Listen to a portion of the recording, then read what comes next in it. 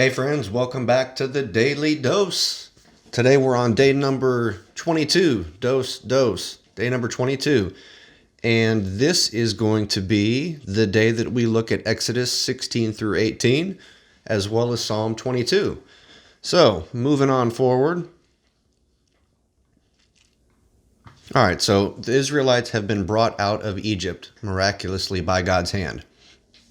He has led them across the Red Sea. He's performed all kinds of miracles, and it has just been, should have been, for the Israelites breathtaking to see all of these just miraculous works happen to get them to the place where they are now. So now they're over on the other side of the Red Sea, and they're starting to grumble about having a lack of food. And they're saying things like, well, God brought us all the way out here just so we could die of starvation. Why didn't he just let us stay in Egypt? And it gets to a point where this becomes a pattern. The Israelites grumble about provisions, about a lot of things. Over the course of the rest of the Old Testament, there's quite a bit of grumbling and complaining about various things. But so God tells Moses that he's going to provide this stuff called manna for the people. This manna is going to be something that kind of materializes on the ground overnight. And in the morning, the Israelites are supposed to gather up a certain amount of the manna to eat, just enough for that day. If they try to hoard any more for themselves, take enough for the next day, then the stuff will spoil. It won't last for the next day. So it's kind of a way of God teaching them that they need to be dependent upon him on a daily basis. In a similar way, we need to realize that we're dependent upon God every day for everything. It's all a gift from him. And just a little footnote, they end up eating this manna for 40 years until they reach the entrance of the Promised Land. After they're done with their wanderings in the wilderness. So anyways, after the manna incident, that grumbling, and then God decides he's going to start producing this manna for them to eat, they wander around a bit. They end up in a location, and when I say they wander, they're following this pillar of cloud by day and pillar of fire by night. So God is kind of leading them around with this manifestation of a cloud in the daytime and this huge pillar of fire at night. And whenever the cloud or the pillar stops, the Israelites know that they're supposed to stop and set up camp. So they've been wandering, so to speak, and they end up getting, stopped, setting up shop in this location. And there is apparently no water supply. So the people grumble. And again, they're probably saying to themselves, God just brought us out here to die of thirst. We could have been in Egypt where we had all we wanted to drink. And then they start remembering Egypt and they start romanticizing it and glamorizing it and probably even thinking that it was better than it was. Have you ever done that? Have you ever been in a situation and it wasn't that great? You get out of the situation and then you start looking back at the original situation that you were in. And sometimes we have the tendency to romanticize that and think about it in ways that are much better than the reality of it, whether that be an old relationship, whether that be an old job, whether it be an old whatever. It's very easy to look back and remember the grass being greener when in reality it may not necessarily have been greener. But in any case, so the people, they're grumbling about not having enough water, right? So they tell Moses. Moses holds up his hand with his staff, and he strikes this rock, which is what God tells him to do. And when he strikes this rock, then water comes out, and it's fresh water that they can drink. So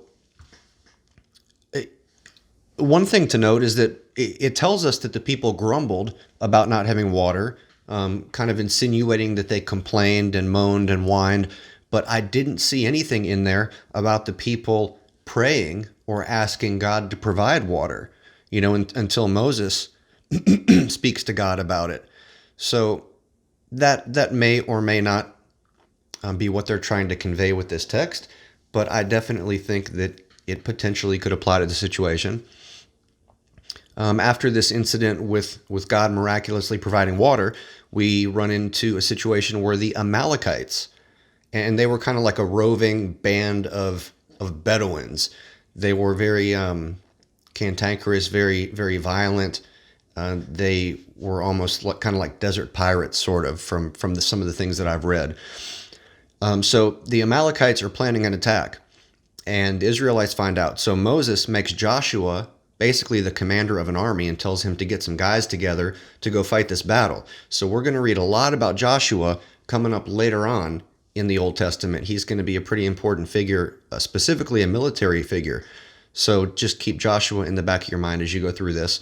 But they end up getting into a battle with the Amalekites, and Moses has got his little handy-dandy staff, and Moses has got to hold his staff up. And as long as he's holding his staff up in the air, the Israelites are winning the battle. But as soon as Moses starts to let his hands down, his arms get tired, he brings his staff down, then the Israelites start losing the battle. So Aaron has to come over and help Moses prop his arms up until the battle is over. And we also read after that battle that we find out Moses had apparently sent his wife away because she is not with him and she's living with her dad, his father-in-law, somewhere else. They don't really specifically mention when that happened, but there are a couple of different interpretations, which I don't have time to get into right now, but I'll just let you guys look that up in your own time if you want to, on when Moses' wife got sent away, so to speak. But anyways, she had gone to her father, apparently. Her father brings her back out to Moses with some of the kids, and her father's name is Jethro, and Moses and Jethro catch up. We read that Moses is having to act as a judge for the people, that the people, these millions of people, are coming to Moses with all of their problems, all of their concerns, trying to get Moses to settle disputes between them, and that Moses is just getting so much of his time taken up by this that he's getting burned out. And so Jethro says, hey, Moses, you need to delegate responsibilities to people. You can't do all this on your own. It's too much work. You're doing too much. You're getting burned out. You're not going to be of use to anybody if you keep this up. And this is a word to folks out there in the ministry in particular. Are you feeling burned out? Are you feeling exhausted? If you are, you might be taking on more than you can handle and more than you can chew.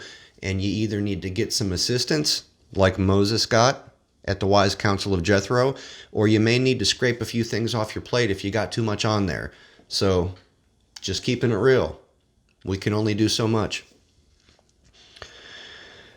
So anyways, Moses ends up sending Jethro back home, peacefully. Says, okay, well, thanks for visiting. Everything's good here. You can make your way back home.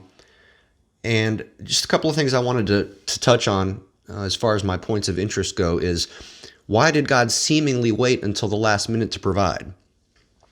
And one example of this is when they crossed the Red Sea. The Israelites were trapped between the Red Sea and Pharaoh's army. And the Egyptians were just closing in. And God waited till right up at the last minute to part the Red Sea and, provide safe passage for the Israelites. We read a couple of times about the Israelites being led to a place where there's not food or not enough food, or where there's not water or not enough water. And it seems, again, that they grumble, that they tough it out for a little bit, and then God sort of waits until the last minute to provide food, to provide water. And I think that he's trying to teach them that they have to rely on him.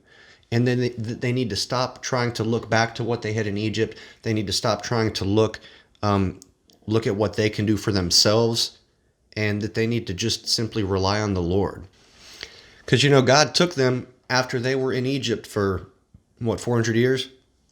God brought them out of Egypt. But he had to get Egypt out of them.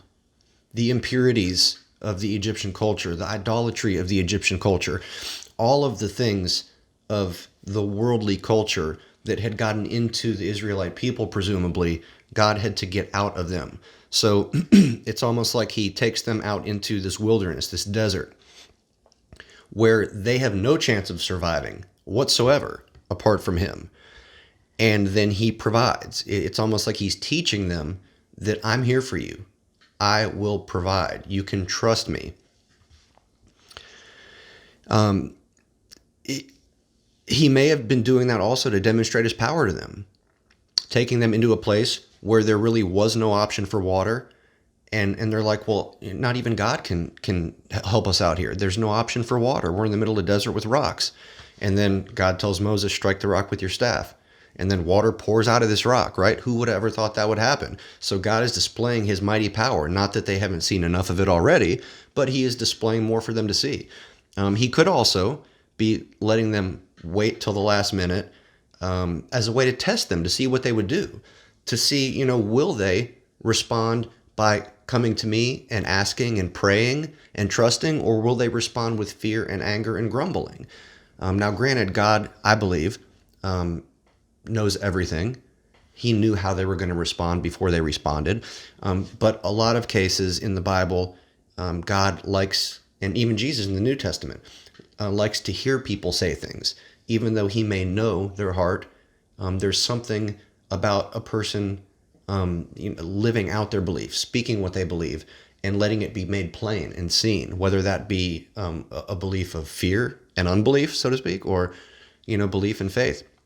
But also, I wanted to touch on the Israelites were in their early stage in what I'm going to call their walk with God. They were literally walking with God because he was leading them through the desert in the wilderness, right? But they had been in bondage, just like how we are in bondage to sin before we come to know Christ. God brings them out of bondage miraculously. They had nothing to do with it for the most part. God's the one that made the way and made it possible. They had to walk. They had to do what he said, but he's the one that did the miracles. He's the one that parted the Red Sea. He's the one that provided for them, right? So just like when we come to Christ, we have to do something, right? We have to believe. We have to repent. We have to follow Jesus, but he's the one that did all the work. And it's really a gift. We aren't earning anything. So just like when God pulled the Israelites out of Egypt and how Jesus pulls us out of our sin, don't be surprised as a new believer, just like the Israelites were symbolically new believers, if we get attacked by the enemy, right? They were in the early stages of their walk with God. They had just crossed the Red Sea. They had just made it out into the desert, the wilderness. And sure enough, right towards the beginning of their journey, they get attacked by the enemy. In this case, the enemy was the Amalekites. In our case, the enemy is the prince of this world, Satan. The enemy attacks us. There is real spiritual warfare that goes on. And in that spiritual warfare, sometimes when we feel like we're growing closest to God, that may be when the enemy is plotting an ambush. So we always have to be on guard and be careful and to expect spiritual attacks to come, because they will come. We just have to trust God and flee from the enemy when they do come. And there's more verses later on in Scripture that talk about spiritual warfare and things of that nature. So I'll just leave it there for right now. But I thank you guys for joining me. I thank you so much for being here. And I thank Jesus for allowing us to have this living room church thing that we do. And for Jesus allowing us to do the daily dose that we do. I just pray that he would use that for his glory and for my edification, for your edification, and just to be a blessing. So have a good day. And I hope to see y'all back tomorrow. Adios.